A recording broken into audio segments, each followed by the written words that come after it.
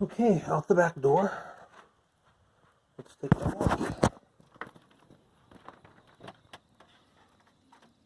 I make no claims to being any good with doing camera work. And we have the same beautiful sunny skies today. Wow, just it couldn't be any sunnier. The sun is trying to get through over there, and that will burn it off soon enough. So today, we turn to the right. We're going to walk down this road. Check things out along this direction. See what's up. I will get my walk in and everything will be cool. So this is walking down the road, which could be a whole lot less exciting, except I'm not sure how it could be less exciting. It's just that I think you'll be interested a little bit in a brief amount of this walk. This is a brand new house on the lake. He rebuilt an existing house that had to be 100 years old. And I think he just finished. And this is something that didn't exist at all. It's a 2-story garage. The bottom is a garage and a workshop. And on top, half storage, half apartment with 2 bedrooms for his kids to visit him from out of state. That thing is like 3,600 square feet. It is a lot of building. And this one, I don't know what the size of this one is, but it's pretty big. It's 2 stories, and so he added the ramp, which I guess maybe that's required. I don't know. For wheelchair, looks like a screened-in porch is going in, and he did a outside fire pit for barbecues and stuff. Very nice. I met him. It's a new owner. His name is Bernie. And Bernie has a big piece of land here. I didn't realize how much land is on some of these lots. So he has the whole front. He has here also, going way back, all this land that goes into the distance. Not that he would do anything with it, I don't think. And here, because the apartment's upstairs, they put a nice balcony back there, which is really cool. And so this is him from here, this spot here where the ground changes. This is land, it's all his. And from this side of this house back to just the other side of his own house. There, take off the zoom. So he has a chunk of land. Now I've heard the missus is not very pleasant, and that there was a fight with the neighbors that ended up going to the capital of the state over where they could put their stuff in the water. So apparently all the neighbors already dislike her. I've met Bernie a few times. I think Bernie's a really nice guy. Never met the wife. All I know is the rumors, and of course this is like small town living. Right? So because, look, everybody's just like crammed in next to everybody else. So this is, like small town America. And that's how it is. And some people here have some money and some people here have less. That's the American way. Although the video probably does not pick it up, we're going up a small incline, and we're going to go from what is basically the level of the lake water out front, the land, and we're going to go up this hill, and when we get up this hill, we'll be standing at the top of the rooftops of the 2-story homes built down by the water.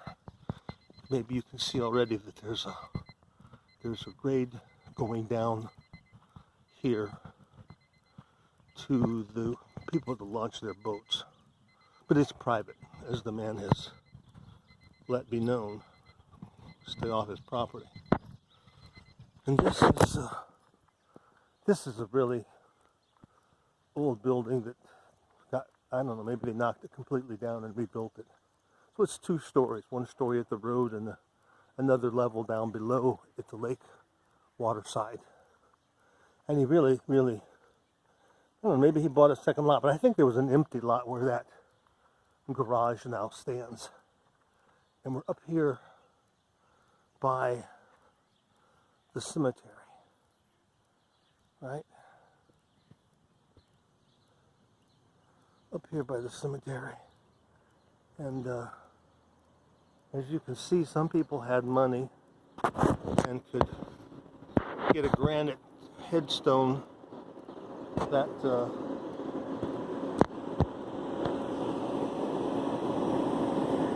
we got a big truck coming. They've been hauling rock for whatever reason, and there's a lot of effing trucks that have come by with rock. And because this is such a small passageway, after a while you get tired of seeing trucks, and you'd wish they would just go where they came from and stay there. So as you can see, I don't really like to walk around up there. You can see an old limestone headstone that's there so long that it's turned black. Limestone, as you know, is white. And a lot of this stuff is pretty old. This is people that are from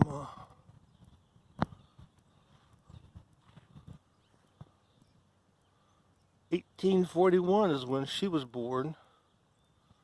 1833, Uriah lived until 1905, so he lived a long life. She got about 40 years. Interesting. Can you imagine being here back then in 1843? Oh my God, it would have been tough. I mean, summers here are nice, but to be here in the winter, all season long, would be really, really difficult. Here comes another friggin' truck, man. They're coming faster and faster and faster. Okay, here we are at the edge of the road. I crossed over so I didn't get squashed. Looks like they're getting rid of all this junk in this place. Okay, so, and this is being remodeled. It's really ratted out. Piers in the water, just laying over. Looks like we got a fisherman out there trying to snag up some bluegills or bass. But as you can see, we're at the level of this guy's roof, and it gets better than that. So we must be 20 feet or so above the lake level now, and still headed up. And I don't know, maybe when you first move in here, maybe it seems a little weird to be across from such an old cemetery. I mean, the thing has to be, I guess, somewhere in the neighborhood of 200 years old. Well, here is an interesting marker. Interesting because even though it's so weathered, it's very, very hard to see. It seems to be saying right here that he died in 1888. July 21, I think, 1888. 48 years old.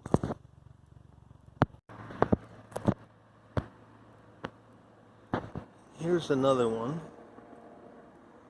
Died October 5, 1897. 60 years old.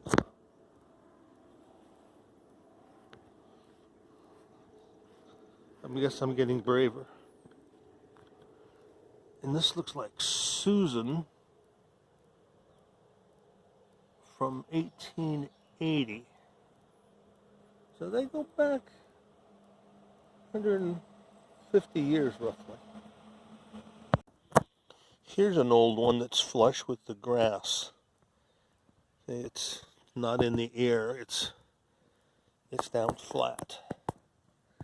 And it seems to be saying 1805. I don't know, the age. Looks like it says the age was 18. But I'm not gonna fool with it. Find out. Okay, another good one. Died November 15th, 1872. Age 4 years, 5 days. That was Jacob Spittler. And Nancy outlived him by a long time. She lived for 70 years and 27 days. She died in 1905.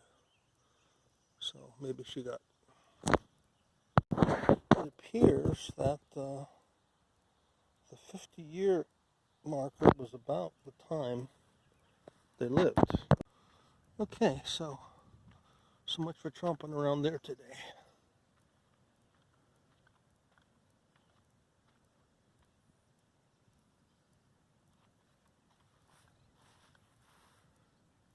(1918), 62 years old. Interesting how they had a habit of putting in the years and the months, some even the days that they were alive.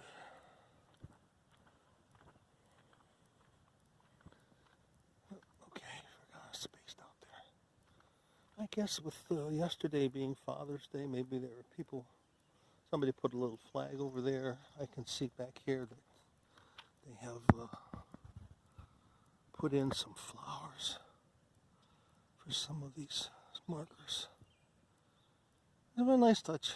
I like it. This one here, Magley, is actually the name of the road I'm walking towards, Magley Lane. So we're still walking up this road, up the hill, and it peaks right up there by that tall tree. There's a house up here behind the trees. It seems like it's the highest point. And now you can see we are above the top of the roof. It's below our feet, so we're like it, I don't know, what would that be, 25? We're probably pushing 28 feet above level, 30 feet maybe. Anyhow, all these houses now are down steep stairs. I would never want one of these houses having to go up and down these stairs like this all the time. Oh man, look at that. That is an old cast iron horse tie. That was a picture of a black man who would be holding your horse, and in his hand is a lantern, and there's a place for you to wrap your reins, of course, there on the end of it. Those are very rare. I'm surprised they trust having it out there, because some jackasses steal it, because they're hard to come by. This is a pontoon up and close and personal. Pontoons have under them, you see these two long running aluminum pontoons, and then a big deck and lots of chairs or built-in cushion seat things, and then they have a small door to open, and then a cockpit for the captain is boat. A lot of seating. This is a nice one, Sunliner, 22, so that must be 22 feet. Mercury, 115, so that'll push it along pretty good. And I don't know why it's not in the water. This guy's got a lot of land back out behind here. Goes further than my lens. Kind of a jerky, interrupted walk, but such is life. Wildflowers growing here by these peoples. steps down to their homes, and look how far down their homes are now. Way the hell down there. Way the hell down. Very steep hill. It would be difficult to go up and down that every day. Or should I say multiple times every day. Because I know I go in and out of my house all day long. There's no way I could go up and down those steps. Or if I did, I'd be in a hell of a lot better shape than I am now. So, we're still going up. And then we'll be at the highest point. And that's where the road splits. And the 350 goes on to the left. And Magley Lane appears and goes down along the front of the lake. 350, the one I'm walking on, will go out into the countryside, into the cornfields and soybeans and all that razzmatazz. You can see just how overgrown everything is and how you can no longer really see the rooftops, even though they're down there. And interestingly, they have one of those little free library deals here, where you're supposed to take one and leave one, books. I guess they're encouraging people to read, which is a good idea. I think that's a very good idea. Reading is kind of important. There's somebody who's kind of decorated their front end with twinkly lights and their little bushes. And they have a little sign that they're the Honeybee Cottage. And some flowers growing there with some rocks and stuff, which is real nice. Looks like they've, made it so you can find the entrance to their stairs, which go way the hell down. And they got a mailbox with birds and pine needles.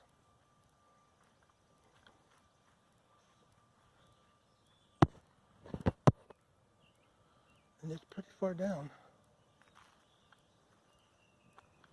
It's a pretty straight shot. Down.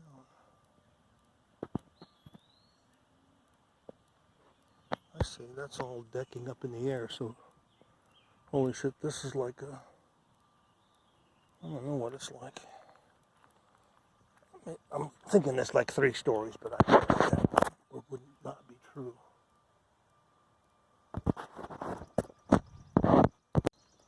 So now I am out at the high point of the road, right here where it splits. You can see the green sign by the telephone pole telling you there's a split in the road, and you can see the yellow sign saying it's a no outlet, so it's a dead end. And it's barns and farms and countryside. Now the lake is beyond the trees. Exactly where the water is disputable at this point because of the fog. So yes, the water's down at the bottom of these stairs. And well, that's an old one. This house is styled after the old log cabin variety, which is quite interesting and quite rare. You see they have a mortar between the pole logs. And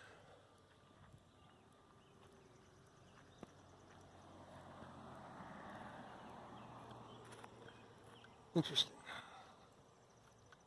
Interesting.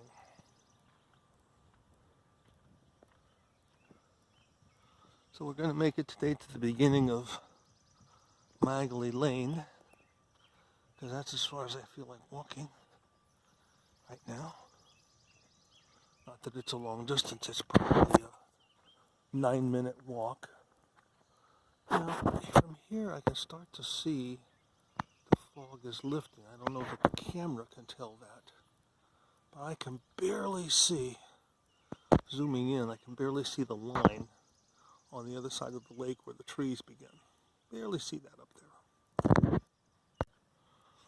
And just to complete this, here is Magley Lane going down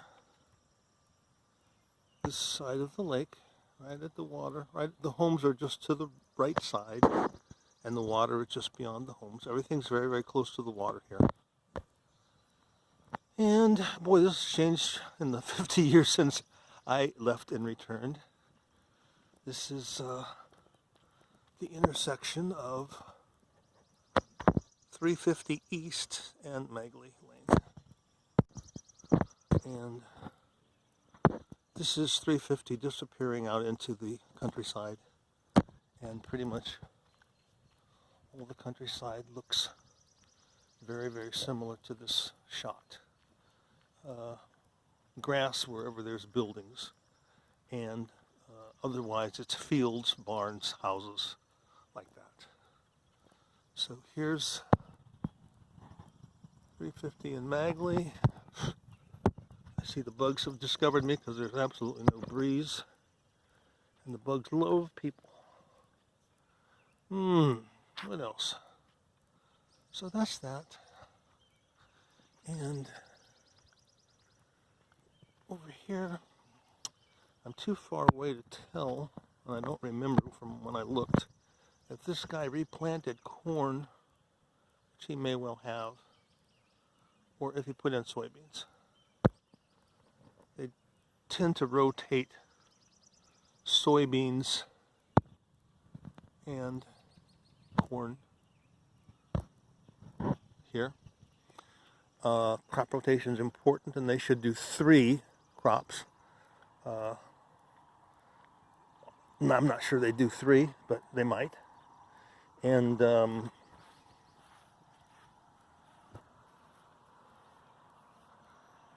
would be, I guess, a good thing, because then each crop takes something different out of the soy, and that's a good thing, because then there's left for the crops what other people. And that was Peggy, lives down a few doors from me. She's must be driving a friend around, and that does look like corn right there. And of course the farmer's house is way back there. So in reverse order, it looks like somebody's got something for sale, maybe right here. And no, I am not going to run this film all the way back. We've seen it one way. Now I can see that the fog's lifting. I can see the lake on the other side. Okay, so Darlene is going to sell you this house if you'll only come and buy it. And like the sign says, welcome to the lake. And here you have it. This is the beginning of the stairs. Oh, it gets a long ways down from here. This is the deepest part, I think. Steepest part. So what you have is, oh, you can barely see, there's the water line on the other side where the trees are. And of course this is a phone, so the camera's not the best camera going on. You can see down in there, somebody's pier in the water. And this house has a pier. I just could see it a minute ago. Is that it? Yeah, that's it right there. See it coming up to the grass.